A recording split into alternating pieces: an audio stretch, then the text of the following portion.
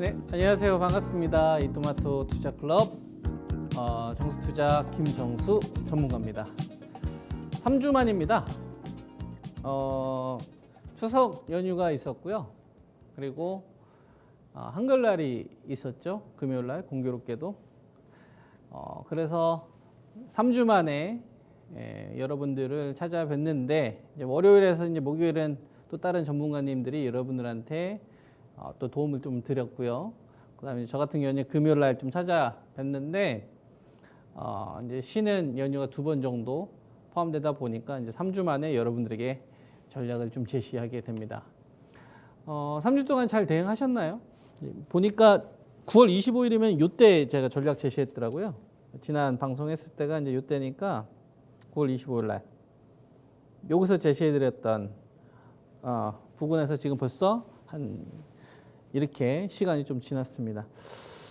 이번 주의 흐름이 좀 좋지 못했죠. 지수도 좀 빠지고 그다음에 이제 종목들의 주종도 좀 크게 나오고 오락가락합니다. 뭐 시장이 박스권인 것 같은데 종목들로 보면은 급락 나오고 있는 주식들도 좀 제법 많이 나오고요. 그다음에 노이즈가 좀 많이 있죠.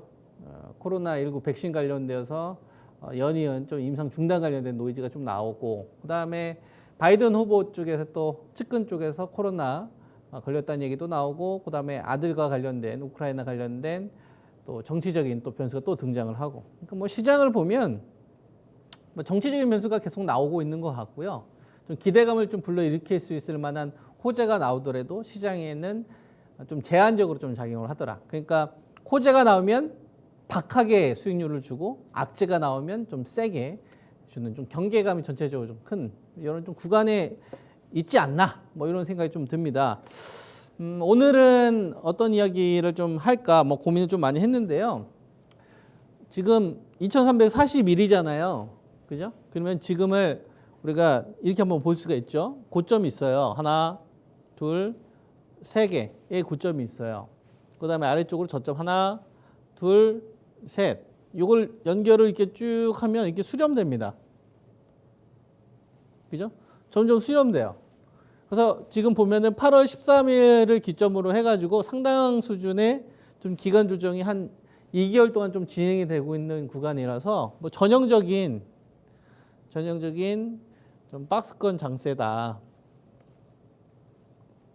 이렇게 이제 볼 수가 있죠. 근데 박스권의 레벨이 한 단계 좀 낮아지는, 그죠? 그런 구간에서의 흐름이 아닌가 이렇게 우리가 이야기를 할 수 있는데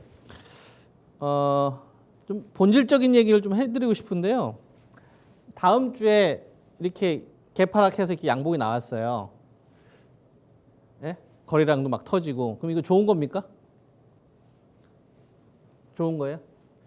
아니면은 이 양봉이 안 나오고 개파락 이게 장대 음봉이 나와가지고 추세를 무너졌어요. 전저점 깼어요. 그럼 이게 나쁜 건가요? 아니면 아래쪽으로 말고 위쪽으로 뭐 다음 주에 연속으로 이렇게 반등 흐름이 나왔다고 칩시다.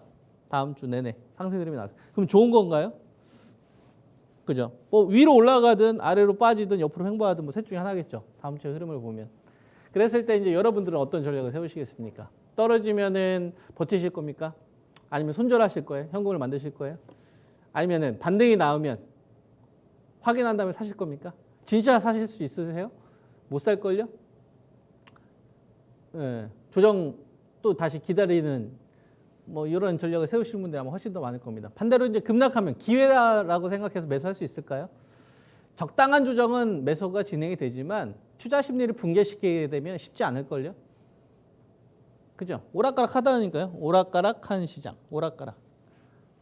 명확하게 뚜렷하게 다음 주 어떤 흐름이 나올 거에 대해서 올라도 걱정, 횡보해도 걱정, 하락해도 걱정.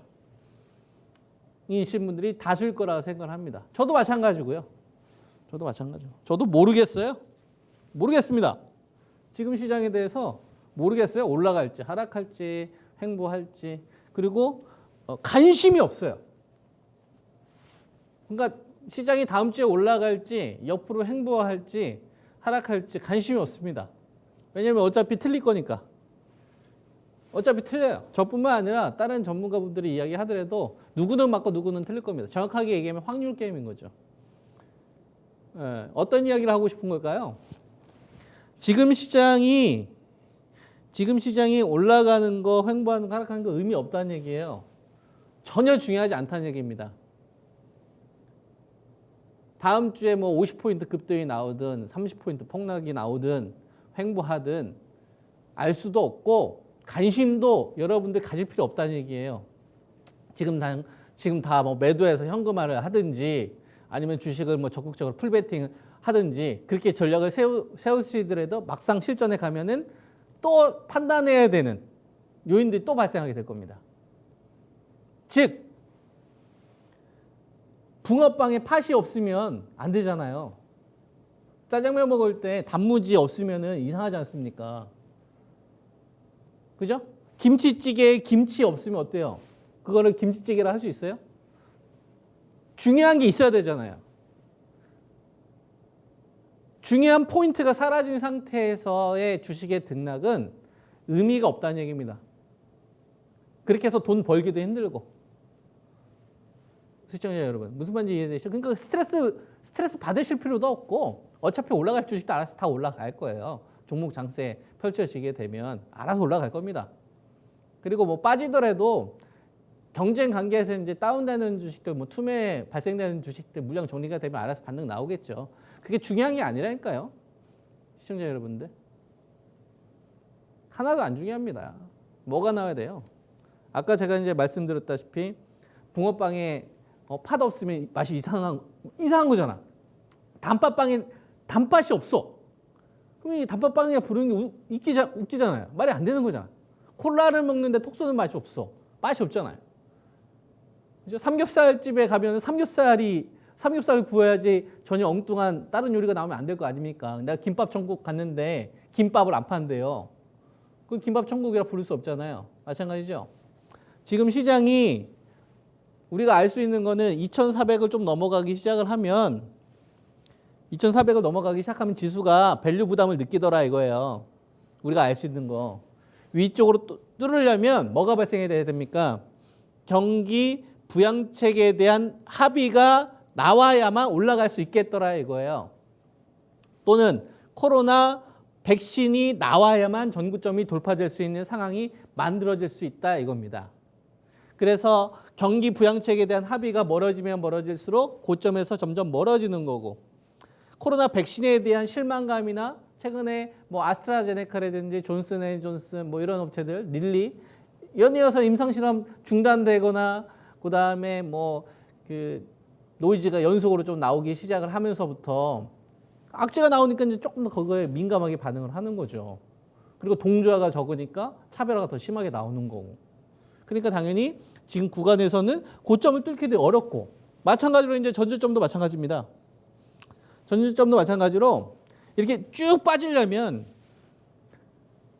파생 쪽에서의 어떤 하락 포지션이 확 증가를 하는 어떤 시스템적인 어떤 포지션이 만들어지든지 아니면 공매도가 부활해야 돼요. 공매도 언제 있습니까? 3월 달에 있죠. 3월 달. 내년도. 그때까지 여유 있는 겁니다. 그러니까 저도 여러분들한테 이제 전략 제시할 때 약간 좀 배짱 부리잖아요. 그러니까 3월 달까지만 배짱 부릴 수 있는 거예요. 그리고 또 뭐가 있냐면 환율을 보면은 1,200원 했던 게 1,147원 하지 않습니까? 그죠? 한 1,200원, 1,250원까지 갔었던 게 1,147원이잖아요. 워낙 강세잖아요. 워낙 강세. 워낙 강세라는 얘기는 다르게 얘기하면 달러 약세잖아요. 그죠? 자, 지금 백신이 안 나왔어요. 집단 면역이 형성되지 않습니다. 그러면 그 돈 카지노로 갑니까?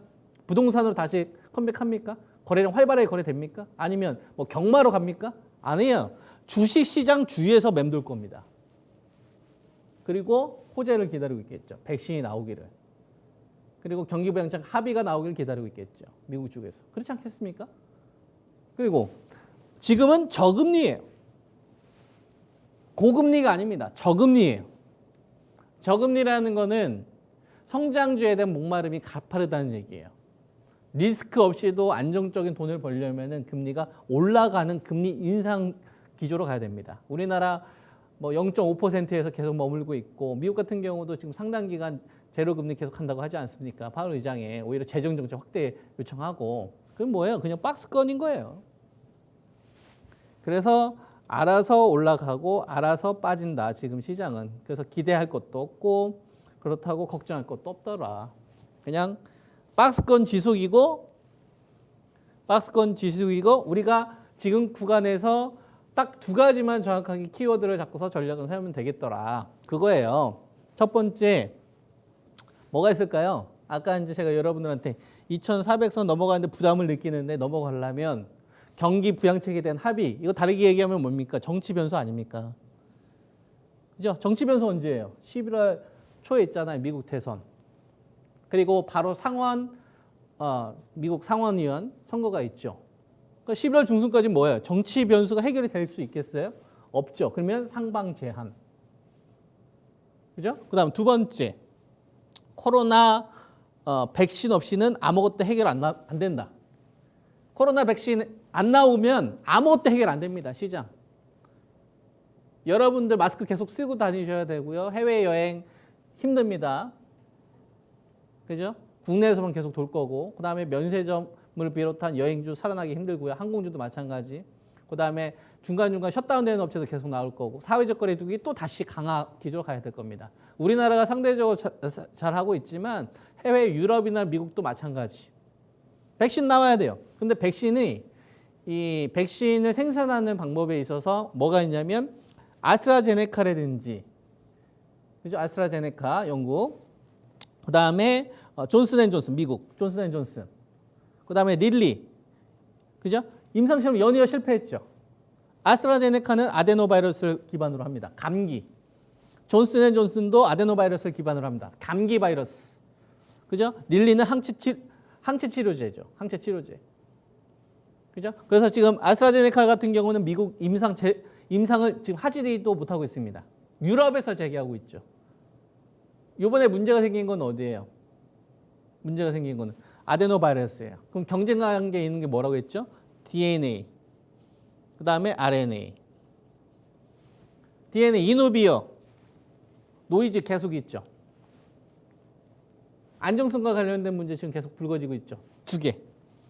그죠? 그러면 지금 RNA를 진행하고 있는 업체들 뭐가 있습니까? 선두주자 모더나, 그 다음에 화이자, 케어백, 그 다음에 사노피하고 GSK 뭐 이런 업체들이 있잖아요. 그죠? 그러면 지금 백신 나온 데 있어서 노이즈가 지금 나오고 있는 게 아데노바이러스, 그 다음에 DNA. 그러면 뭐가 남았어요?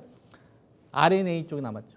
그리고 예외적으로 이제 노바백스 같은 경우는 단백질 이 백신, 단백질 제조합을 통해서 진행이 되고 있는데, 요거는 상용화되기가 상당히 시간적으로도 그렇고 비용적으로도 그렇고 좀 불리한 게 좀 있습니다. 설사 효과가 있다고 하더라도. 왜냐하면 FDA에서 이제 허가받는데 시간이 상대적으로 다른 백신에 비해서 오래 걸리거든요. 그래서 지금은 사실상 DNA하고 RNA 싸움인데, 지금 얘네들이 지금 문제가 생긴 거잖아요. 노이즈가 생긴 거잖아요. 그럼 뭐가 해결돼야 돼요? 여기서 유의미한 결과가 있어야 되는 거예요. 모더나하고 바이온텍 같은 경우, 바이온텍도 여기 포함됩니다. 바이온텍 같은 경우도 이제 10월 달 이내, 한 2주 남았죠? 2주 이내 한다고 이제 뭐 대표가 이야기하고, 그 다음에 모더나도 11월 달 발표할 예정이고. 그죠? 근데 RNA는 다른 애들에 비해서 상대적으로 안정성이 높죠. 왜냐하면 아데노바이러스는 우리가 몸속에 있는 이 세포 안에 들어가서, 그죠? 이 바이러스 돌연변이나 바이러스 변종, 병균을 일으키는 데 있어서 그 원인이 될 수 있는 mRNA, 메신저 리보 핵산을 원천적으로 잘라버린 거기 때문에 안전성 측면에서는 훨씬 더 높습니다.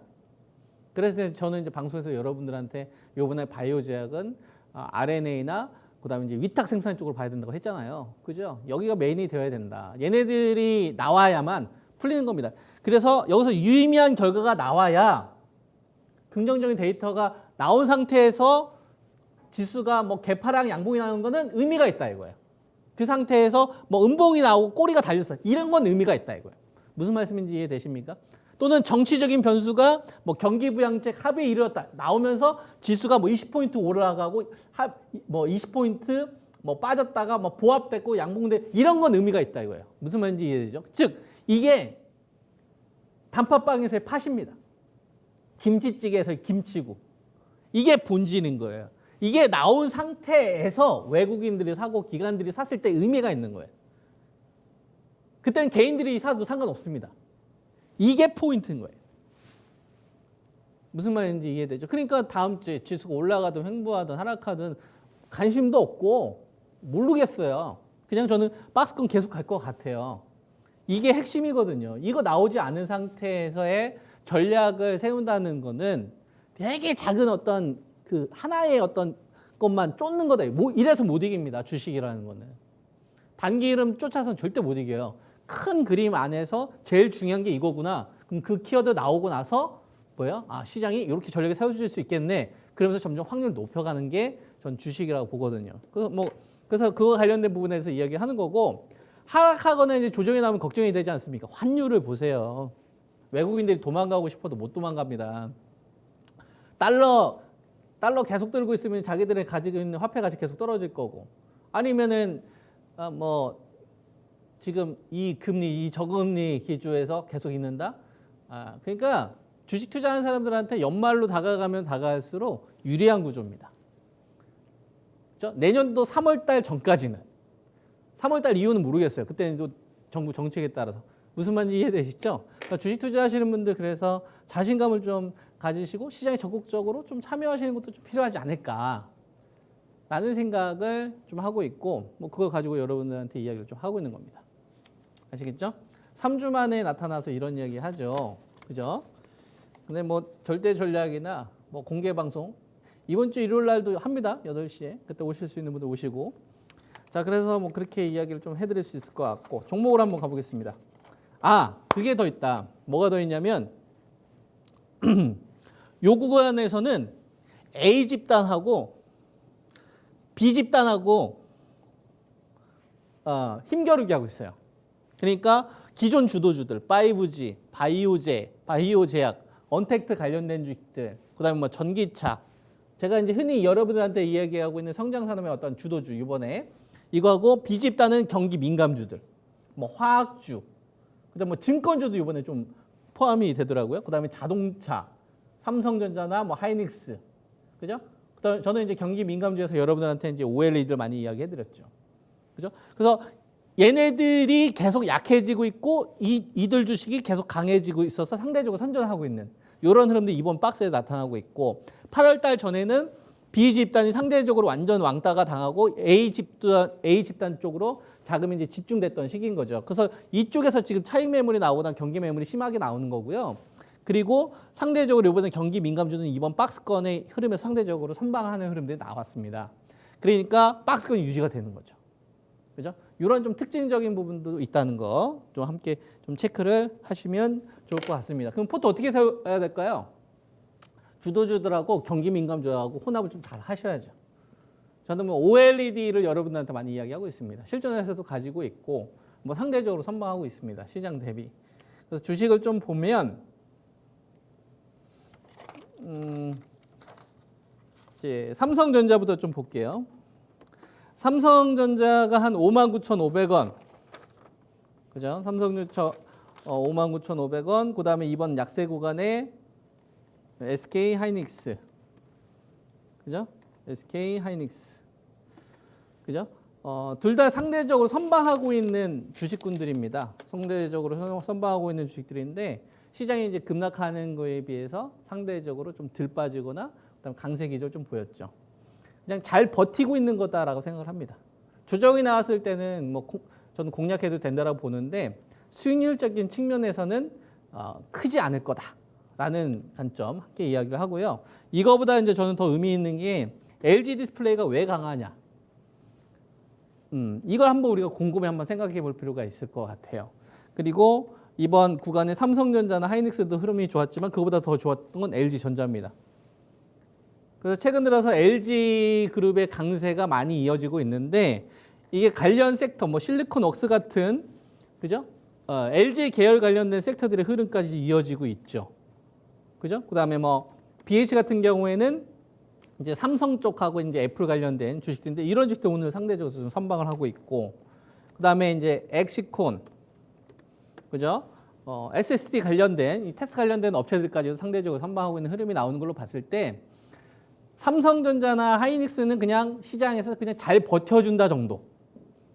그리고 LG그룹의 움직임이 좀 눈에 띄는데 전 여기서 뭐가 보이냐면 TV 가전이 잘 나가는 건 원래 알고 있었고 이번에 효과가 좀 있었는데 OLED에 대한 이 부분이 분명히 플러스되는 요인이 있었기 때문에 LG 디스플레이 강세가 이어지고 이거와 연동되는 디스플레이 관련된 주식들이 그래서 강해지고 있는 게 아닌가라는 거 저는 이제 보고 있는 거예요. 그래서 OLED 관련돼서 제가 그때 길게 자세하게 좀 설명드린 부분이 있었지 않습니까? 그래서 BH 같은 주식들 좀 잘 보셔야 된다. 요 이야기 좀 해드릴 수 있고 그다음에 사업 변화를 제가 LCD 쪽에서 디스플레이 쪽으로 잘했던 주식들 터지는 주식들이 있잖아요. 이게 이제 1차 시세가 한번 나온 겁니다. 그래서 이번 구간에 이제 등락 조정 나왔다가 나중에 이제 2차 시세가 나올 수 있겠죠. 체질 변화를 두고 있는 업체, 디스플레이 관련된 업체들 잘 봐야 됩니다. 그래서 보면은 SFA라든지 그죠? 이 기업의 엄마 SNU 같은 경우도 보면은 상대적으로 체질 개선이 진행되고 있는 기업들에 대해서는 베팅 자금이 들어오는데 공통점은 디스플레이 쪽에서 문제가 풀려야 된다.